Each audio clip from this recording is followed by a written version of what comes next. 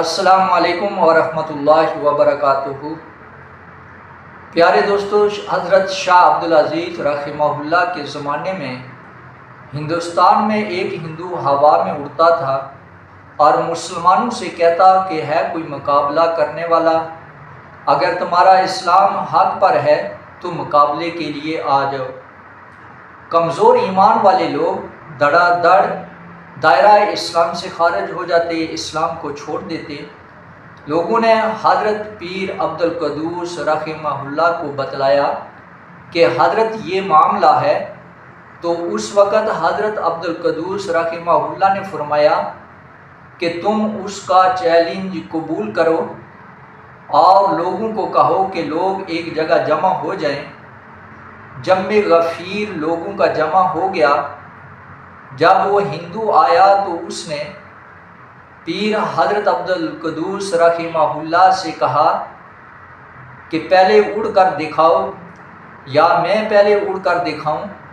تو حضرت جی نے فرمایا کہ پہلے تو خود اڑ کر مجھے دکھا۔ ہندو تھوڑی دیر میں اڑنے لگا۔ اب لوگوں نے تو ہندو کو اڑتے ہوئے تو پہلے دیکھا تھا، لیکن اپنے حضرت کو اڑتے ہوئے نہیں دیکھا تھا۔ سب اس چیز کے منتظر تھے کہ ہمارے حضرت جی کیسے اڑیں گے۔ حضرت جی نے اس منظر کو اچھے طریقے سے دیکھا اور اس منظر کو دیکھ رہے تھے کہ ہندو ہوا میں اڑ رہا ہے۔ حضرت عبدالقدوس رحمہ اللہ نے اپنا چپل اتارا، اس پر کچھ پڑھ کر دم کیا اور اس کو ہوا میں پھینکا، تو وہ جوتا اڑتا ہوا، اڑتے ہوئے ہندو کے سر پر وہ جوتا لگتا، پھر وہ جوتا آگے نکل جاتا۔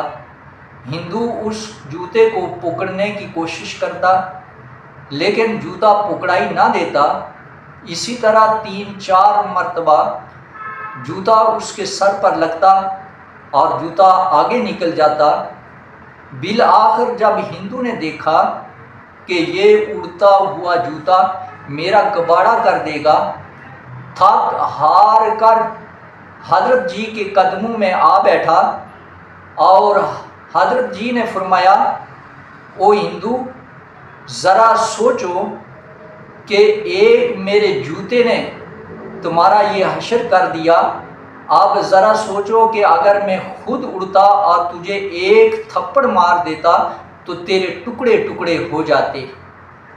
پیارے دوستو، اگر اس طرح کا عمل اس شخص سے صادر ہو جائے جو دائرہ اسلام سے خارج ہو اور وہ شریعت نبویہ صلی اللہ علیہ وسلم پر ایمان نہ رکھتا ہو، یعنی بے دین انسان سے اگر اس طرح کا کوئی عمل سرزد ہو جائے تو وہ ایک جادوئی عمل ہوتا ہے۔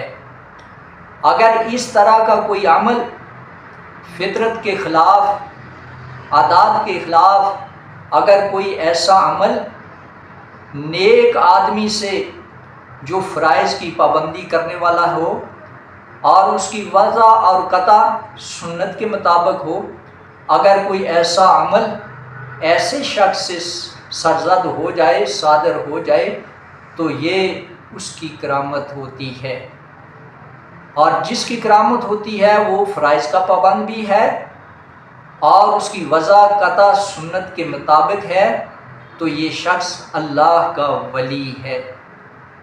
الا ان اولیاء اللہ لا خوف علیہم ولا هم یحزنون، کہ اولیاء اللہ کے ان پر نہ کچھ خوف ہوگا اور نہ ہی وہ غمگین ہوں گے۔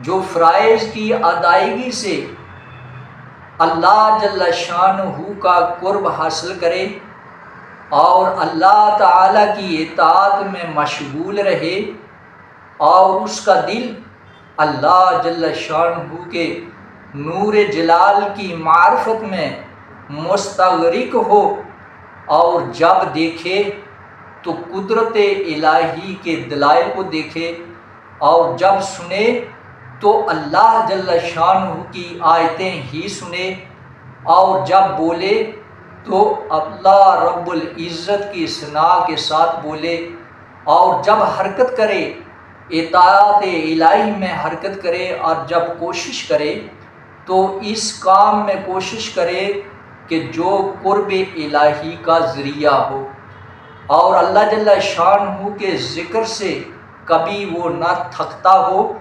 اور نہ ہی چشم دل سے اللہ تعالیٰ کے سوا غیر کو نہ دیکھے۔ یہ صفت اولیاء کی ہے۔ بندہ جب اس حال پر پہنچتا ہے تو اللہ جل شانہ اس کا ولی، ناصر اور مددگار بن جاتا ہے۔ پیارے دوستو، ولی اللہ کا مطلب ہے کہ اللہ کا دوست یا اللہ کا مقرب بندہ۔ یہ وہ شخص ہے جو اللہ پر پختہ ایمان رکھتا ہے، تقوی سے آراستہ ہے، اور اللہ کی محبت میں فنا ہو جاتا ہے۔ اور اولیاء اللہ کی ذات کے بہت قریب ہوتے ہیں، ان کی دعائیں قبول ہوتی ہیں، اور وہ دنیاوی خواہشات سے بے نیاز ہوتے ہیں۔ ایمان اور تقوی، ولی اللہ بننے کے لیے ایمان اور تقوی دونوں لازمی ہیں، اور اللہ کی محبت، ان کا دل دنیاوی محبت سے پاک ہوتا ہے، اور وہ صرف اللہ کی محبت میں گرفتار ہوتے ہیں، اور یہ ہمہ وقت اللہ کی یاد میں مشغول رہتے ہیں اور ذکر میں مصروف رہتے ہیں۔ ان کا ظاہر اور باطن تقوی سے آراستہ ہوتا ہے، اور وہ تمام برے اعمال سے پرہیز کرتے ہیں۔ یہ لوگ ہمیشہ لوگوں کی بھلائی کے لیے کوشاں رہتے ہیں، اور اللہ کے پیغام کو عام کرتے رہتے ہیں، اور دنیاوی لذتوں سے بے نیاز ہوتے ہیں، اور اللہ کی رضا میں ہر وقت خوش رہتے ہیں۔ یہ ہیں اولیاء اللہ کہ جس کی وضع قطع سنت کے مطابق فرائض کی ادائیگی، واجبات کی ادائیگی۔